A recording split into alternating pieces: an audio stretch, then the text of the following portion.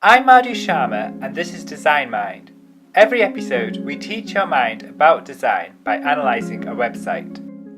In this episode of Design Mind we are looking at Cronections, which is a new project that aims to create a global marketplace for sharing services. The current site is a teaser page which has several nice touches. The front page opens with this emotive image showing a carpenter working on a project. This is a very natural pose. The man is not looking at us, but at his work. You can feel the love, care and attention he puts in it. The photo uses two techniques to enhance the emotional intensity of the image.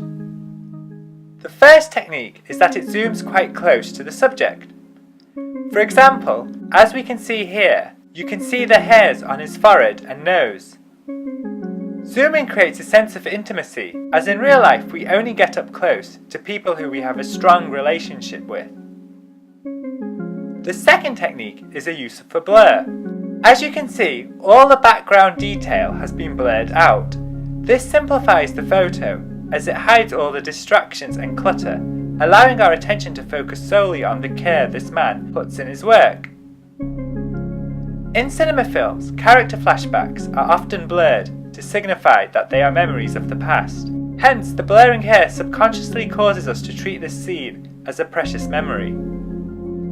These are simple techniques, but they give this front page plenty of impact. Another great feature of this photo is the use of the eye gaze.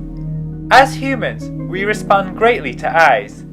In this photo, the man is looking downwards, and so the audience's natural inclination is also to look down at the object he is working on. The site takes advantage of this by putting this headline and this tagline in the path of the gaze. This is a clever idea, as the purpose of the site is a bit complicated to summarize in one line, which creates the danger that the audience might gloss over it.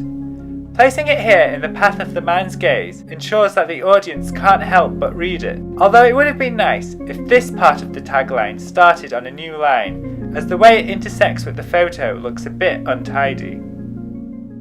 Under the tagline we have this sign-up box, and underneath that is this arrow.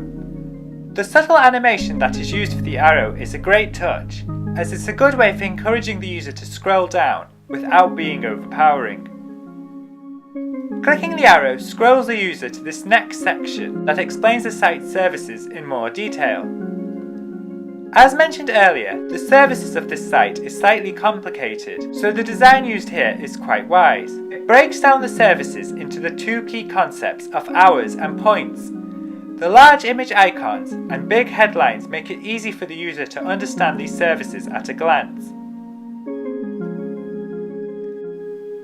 This next section explains the community side of the project. This section doesn't work that well, as this paragraph is a little bit too wordy. The dark background doesn't help, as it makes the text off-putting to read. However, the image of the happy people is good, as it adds positive vibes to the concept. This next vision section is very well done. Each element of the vision is distilled down to a bite-sized chunk. These appealing icons will encourage users to read the text. The background on this page, however, doesn't work that well. It consists of a very blurred image. The bit here seems to be a silhouette of a tree, although it's not that clear. It would have been better if they had just used a plain blue background, as the blurred image is slightly distracting. This final section repeats the sign-up box, which is a great way to end the page. The use of the background imagery adds positive vibes to the page, while the gaze of the subjects here directs the user's attention to the sign-up box, which is a nice touch. This Facebook widget is also good, as it shows a selection of people that have liked the page, which demonstrates that the site is achieving traction. One downside with all the sections is the pager here. Despite being the main way that the user flips through the sections, it has been set in a faint white colour, which can make it hard to see, especially on backgrounds that use pale colours such as this one. Although this is a one-page teaser site, it does have a blog section, which is accessed from the top navigation. We will now analyse this blog section. The blog section is photo-led, using relatively large-sized thumbnails to introduce each article.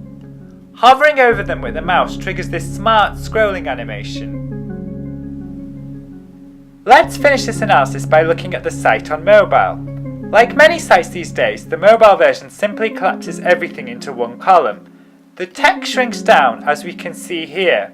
This reduces the scrolling, but in a lot of cases it also ends up becoming very small, which makes it hard to read.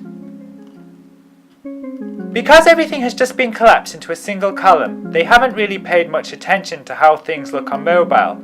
So while the site is usable, the design isn't that fluid and is a bit disappointing, especially when compared to the desktop site. This vision section, for example, worked brilliantly on desktop, but on mobile everything is oversized, so it just becomes one big long tedious scroll. Overall, Cronnections is a good example of a teaser site. It has an excellent use of photography which helps to create strong emotional messages. It is very good at breaking down complex concepts into easy to understand chunks. It also brilliantly utilises the gaze of subjects to direct users to key messages. That's it for this episode of Design Mind. A new episode of Design Mind is released every Monday and Thursday. Find us on the web at designmind.info. Our YouTube channel is at youtube.com/designmindinfo. You can also find us on iTunes. We'd love it if you could leave us a review at any of these places. Until next time, happy designing!